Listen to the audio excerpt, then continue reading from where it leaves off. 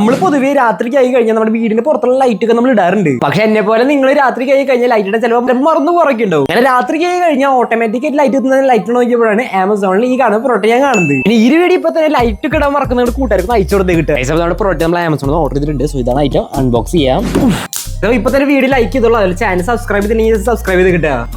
അത്രയൊക്കെ ഓട്ടോമാറ്റിക് കത്തുന്ന ലൈറ്റോട് കിട്ടിയിട്ടുണ്ട്. ഇവരാണ് നമ്മുടെ ലൈറ്റ് എന്ന് പറയുന്നത്. ഈ കാണുന്നത് ഒരു സോളാർ ലൈറ്റ് ആണ്. സോ ഞാൻ കാണിച്ചു തരാം. വാവ്, അതിലൊരു സ്റ്റിക്കർ ഉണ്ട്, വലിച്ചു കളയാം. ഗൈസ്, അപ്പൊ ഇതാണ് നമ്മുടെ ഓട്ടോമാറ്റിക് ആയിട്ടുള്ള ലൈറ്റ് എത്തുന്ന ലൈറ്റ് എന്ന് പറയുന്നത്.